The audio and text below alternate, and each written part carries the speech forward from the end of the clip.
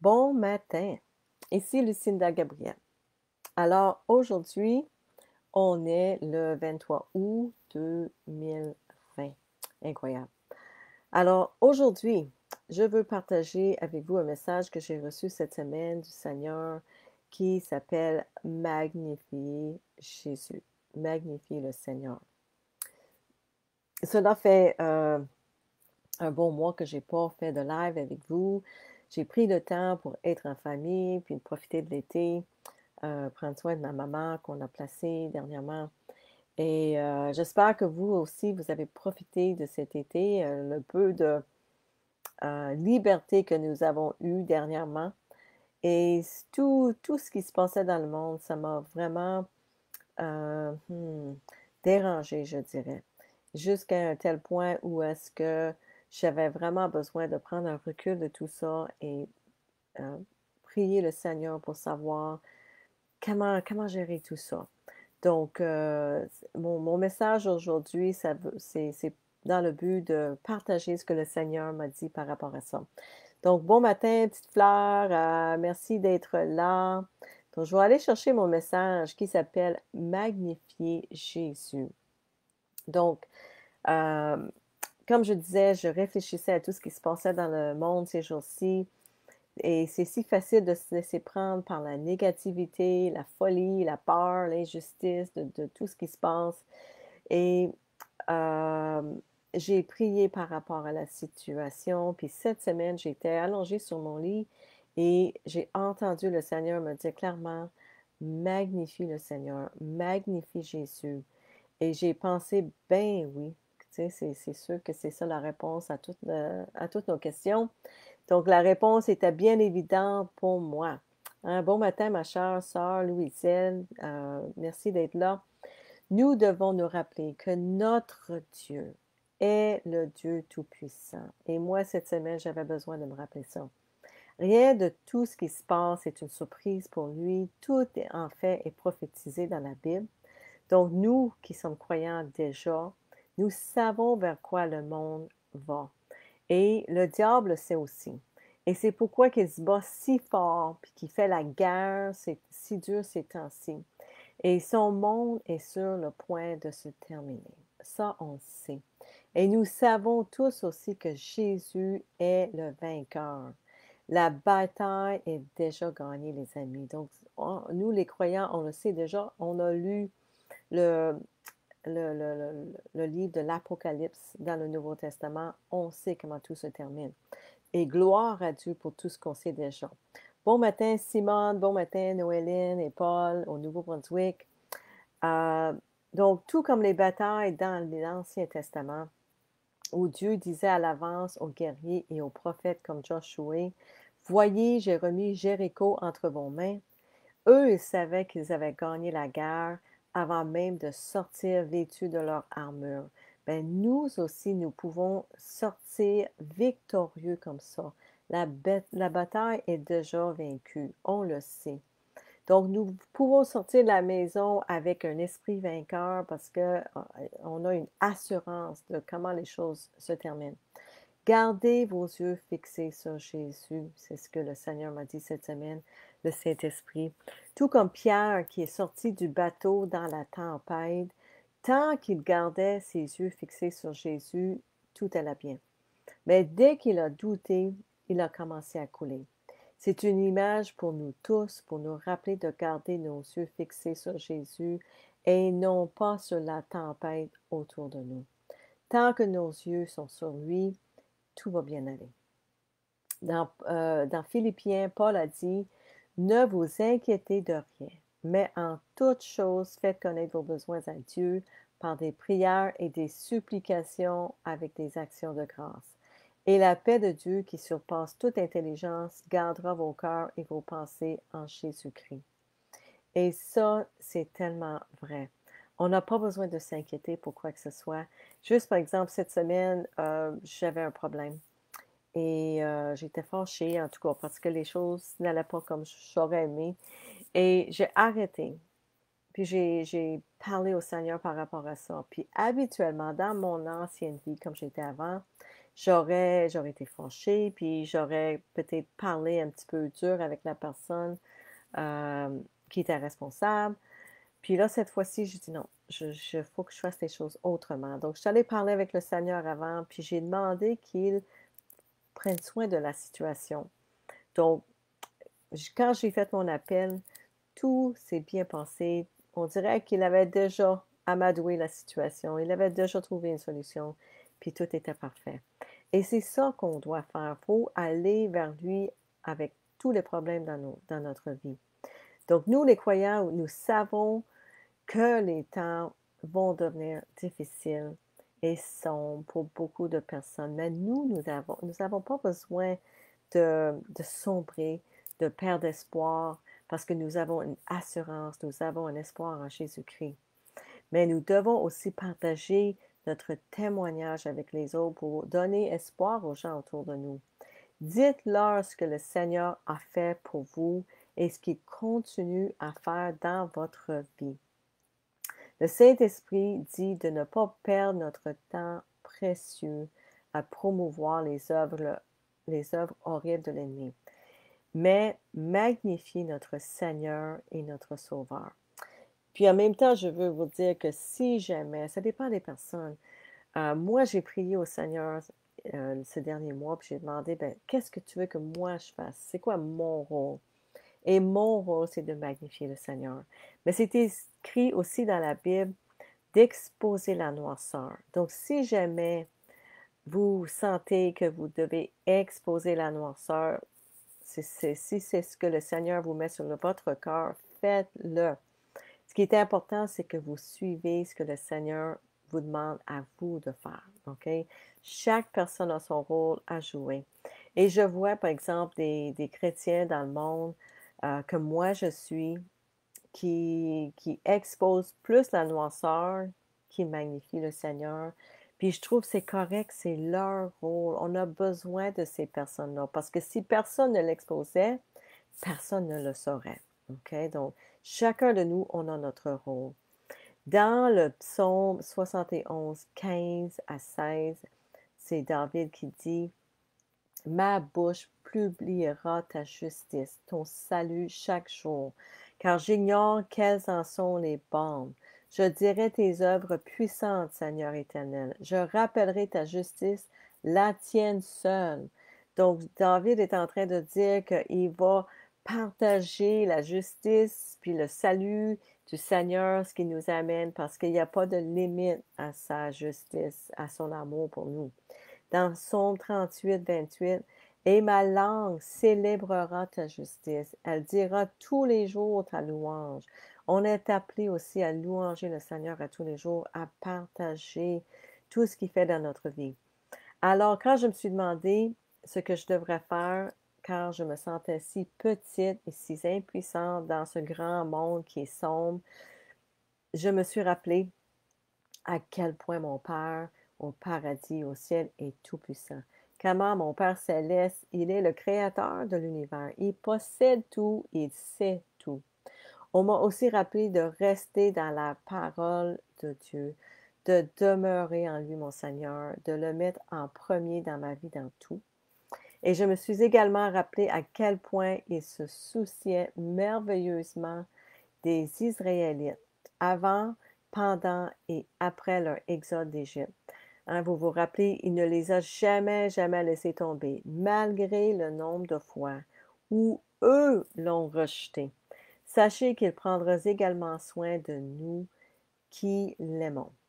Dans le livre de Romains 8, 28, la lettre aux Romains de Paul, c'est écrit: Nous savons du reste que toute chose concourt au bien de ceux qui aiment Dieu, de ceux qui sont appelés selon son dessein. Ça veut dire que toutes les choses fonctionnent pour le bien de ceux qui aiment Dieu. Donc, on m'a rappelé comment Dieu est aussi la réponse. Ça, je le dis souvent. Dieu est la réponse à toutes nos questions. Il est la solution à tous nos problèmes. Donc, ainsi, peu importe ce qui se passe dans nos vies, notre famille ou à notre travail, Dieu a une solution pour nous avant même que nous le demandions. Ça me rappelle l'histoire, j'ai déjà partagé avec vous quand j'étais dans le nouvel âge. J'avais prié à un moment donné, j'étais au Nouveau-Brunswick, puis j'avais mon auto, puis j'avais un petit peu de rouille, en tout cas sur mon auto.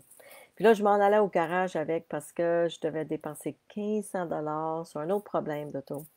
Et je parlais avec Dieu en m'en allant.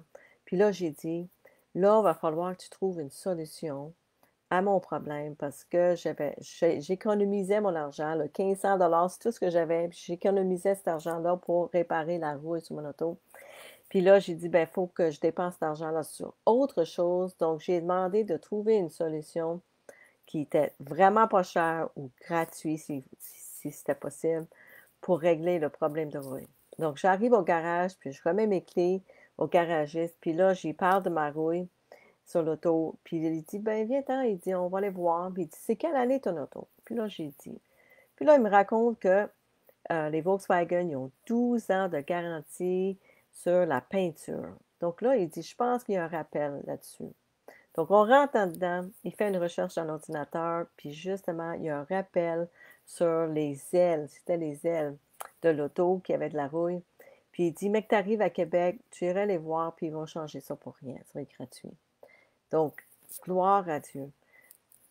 Ce qui me montrait dans cette situation-là, puis comme dans plein d'autres situations dans ma vie, il me montrait que la solution existait déjà dans le système, avant même que j'ai demandé pour qu'il règle ce problème-là. Donc, c'est de même qu'il fonctionne le Seigneur. Tout ce que le Seigneur désire vraiment de nous, c'est que nous témoignions de ses grandes œuvres dans notre vie et que nous lui donnions toute la gloire. Comme le prophète l'a fait dans Daniel 4.2, Daniel, il a dit, il m'a semblé bon de faire connaître les signes et les prodigues que le Dieu suprême a opérés à mon égard. Nous devons être comme Jonas aussi, qui a été envoyé pour avertir Ninive. Dieu a dit, lève-toi, va à Ninive, la grande ville, et crie contre elle, car sa méchanceté est montée jusqu'à moi. Nous aussi devons avertir les gens et leur dire de se repentir et de se tourner vers Jésus. Parce que les gens autour de nous ne se rendent pas compte qu'ils sont des pécheurs, tout comme nous, qui ont été sauvés dernièrement, dans les dernières années. On ne le savait pas, nous autres non plus. Et c'est vraiment les gens autour de nous qui partageaient, euh, qui nous a réveillés, qui nous a aidés. C'est vraiment le Seigneur, c'est Dieu, le Père, qui nous donne la conviction qu'on est pécheur. Mais c'est seulement en entendant par les autres personnes autour de nous qu'on peut être réveillé. Donc, dans 2 Chroniques 7.14, Dieu lui-même a dit, « Si mon peuple euh,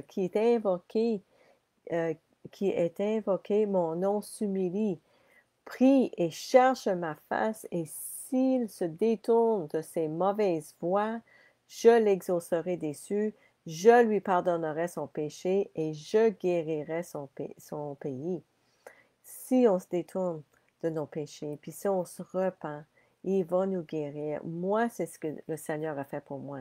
Quand je me suis repentie de mes péchés, je me suis tournée vers lui et j'ai cru que Jésus était le Fils de Dieu qui était envoyé pour nous sauver de nos péchés. Euh, il m'a guéri de toutes mes blessures, il m'a guéri de toutes mes maladies, il m'a délivré de toutes les choses qui me gardaient prisonnier. Okay? Donc, c'est pour tout le monde, ça, cette promesse-là. Même les premières paroles de Jésus quand il a commencé son ministère étaient dans Matthieu 3.2, « Repentez-vous car le royaume des cieux est proche. » Donc, alors, frères et sœurs, partageons la bonne nouvelle de Jésus-Christ avec tout le monde. Il est le seul à pouvoir nous libérer de ce monde sombre et maléfique. Beaucoup de gens n'ont pas entendu la bonne nouvelle, comme nous, on ne l'avait pas entendu non plus avant. Beaucoup de gens sont trompés, sont induits en erreur comme nous on l'était par des faux enseignants et des faux prophètes. Puis la chose, les amis, c'est que moi, j'étais un faux enseignant. Parce que moi, j'étais enseignée par un faux enseignant, puis elle, puis eux, puis en arrière, puis en arrière, puis en arrière. C'est des générations, puis des générations, puis des générations de faux enseignants, puis des faux prophètes qui nous ont induits en erreur. OK? C'est pas de leur faute parce que eux autres qui étaient induits en erreur. Mais quand on sait la vérité, on ne peut pas la garder pour nous. Il faut partager cette bonne nouvelle avec tout le monde. Beaucoup ne comprennent pas ou ne croient pas que nous sommes tous des pécheurs et que nous devons nous repentir. Ils n'ont pas appris que nous sommes nés dans ce monde sombre et que nous devons être nés de nouveau dans le royaume de lumière de Dieu et que si nous ne sommes pas nés de nouveau, nous n'accéderons pas au ciel. C'est clair dans l'Évangile, dans le Nouveau Testament, que nous devons être nés de nouveau. Jésus lui-même l'a dit. Beaucoup ne comprennent pas que la porte pour entrer au royaume des cieux est étroite et que le chemin est difficile. Donc, si vous êtes sur un chemin qui est large et qui est facile, tout le monde, c'est amour, puis tout le monde va au ciel. Je vous dis que vous vous êtes trompés parce que c'est pas le bon chemin. Il n'y a qu'un seul chemin vers le Père, vers le ciel, et c'est Jésus-Christ. Jésus a dit dans Jean 14,6, « Je suis le chemin, je suis la vérité et la vie. Personne ne va au Père que par moi. » Je ne peux pas le répéter assez souvent. Alors, mes chers auditeurs, mes amis, si vous êtes croyants, mes frères et sœurs, si vous êtes croyants, ne vous concentrez pas sur la tempête, concentrez-vous sur Jésus. Magnifiez le Seigneur dans votre vie. Témoignez aussi aux autres, partagez la bonne nouvelle, trouvez des personnes de paix qui sont ouvertes à entendre l'Évangile. Apprenez comment partager l'Évangile aussi, puis si vous ne savez pas comment, contactez-moi. Priez pour les gens aussi pendant que vous êtes dans leur présence. Ne dites pas, ben, je vais prier pour toi. Puis là, vous arrivez à la maison, puis là, vous oubliez. Priez pour eux sur le champ. Moi, ça m'est arrivé quand j'étais en Belgique l'été passé. J'étais sortie avec ma soeur un soir, puis on a rencontré un voisin, puis on racontait qu'on s'est connus par Jésus. Et là, il a commencé à nous parler, puis à se repentir même, à nous raconter sa vie. Et j'ai offert de prier pour lui tout de suite sur le champ. J'ai mis ma main sur son cœur. J'ai demandé au Seigneur de le pardonner, puis en tout cas de travailler dans sa vie. C'était tellement beau. Il a pleuré. Et là, quelques semaines après, juste avant mon départ, on l'a rencontré de nouveau. Et là, il a partagé avec nous tout ce que le Seigneur avait fait dans sa vie dans les dernières semaines. Il avait commencé à lire le Nouveau Testament pour lui-même, puis ses yeux étaient ouverts. En tout cas, c'était de toute beauté. C'est ça qu'on doit faire. Puis demander au Seigneur de mettre ces personnes-là de paix sur notre chemin pour qu'on puisse partager cette bonne nouvelle avec eux aussi. Donc, soyez audacieux. Priez pour avoir de l'audace aussi si vous avez besoin de ça. Priez pour que Dieu vous utilise d'une manière puissante pour sa gloire à lui. Puis remettez toute la gloire à Dieu aussi. Ne faites, ne focussez pas sur bâtir votre propre royaume. Bâtissez le royaume de Dieu. C'est tellement important. Restez humble dans tout ça parce que ça ne sert à rien de bâtir votre propre royaume. Donc, si vous n'êtes pas encore croyant et que si vous m'écoutez aujourd'hui, c'est parce que le Seigneur, Dieu, veut vous appeler à la vérité. Il veut vous ramener à la maison, les amis. Croyez en lui. Croyez que Jésus est le Fils de Dieu qui nous a été envoyé pour ôter les péchés du monde. Détournez-vous de vos mauvaises voies, repentez-vous à Dieu pour vos péchés et soyez baptisés, immersion complète dans l'eau et recevez le Saint-Esprit. C'est la seule façon que vous allez accéder au ciel, les amis. Ne soyez pas trompés. Dieu vous aime tellement qu'il a envoyé son Fils unique pour mourir pour vous sauver de ce monde de ténèbres. Jésus a pris votre place. Il a pris tous vos péchés sur lui, sur la croix. Parce que vous ne pouvez pas entrer dans le royaume de Dieu tant que pécheur. Donc, tout ce que l'on vous demande de faire est de croire en Jésus, de vous repentir de vos péchés, de vous laver dans un baptême d'eau et de recevoir le Saint-Esprit en vous, pour que Dieu vive en vous. Donc, je vois tellement de gens qui pensent aller au paradis, j'en connais, tout le monde, mais qui blasphèment la journée longue. D'autres vivent dans le péché et nous savons tous au fond de nos cœurs c'est quoi le péché que nous avons. Hollywood a rendu le péché cool. Hein, c'est normal de vivre de cette façon-là et euh, c'est parce qu'ils ne connaissent pas le bon Dieu, le vrai Dieu, puis vous autres non plus, vous ne le connaissez pas si vous blasphémez et si vous promenez et vous êtes dans le péché dans votre vie. Vous ne connaissez pas le vrai Dieu. Nous devons avoir de la révérence pour Dieu. Nous sommes appelés à être saints tout comme il est saint. Aucun pécheur n'entrera au paradis, les amis. Ne vous laissez pas tromper, mes amis. Même si vous êtes nés de nouveau et vous êtes dans le péché, soyez pas trompés. Faites en sorte que vous soyez en bonne règle avec Dieu. Mettez-vous à genoux et demandez-lui de vous montrer c'est quoi vos péchés, puis qu'est-ce que vous devez changer dans votre vie. Donc, pour terminer, je veux vous rappeler que chaque fois que nous ressentons la peur dans notre vie, nous envahir, résistons-la. Il est écrit dans Jean 4, 7, soumettez-vous donc à Dieu, résistez au diable et il fuira loin de vous. Souvenez-vous que la peur n'est pas de Dieu. Nous, les croyants qui avons le Saint-Esprit, nous n'avons pas reçu un esprit de peur, de timidité, mais un esprit de force, d'amour et de sagesse. Et c'est ce qui est écrit dans 2 Timothée 1, 7.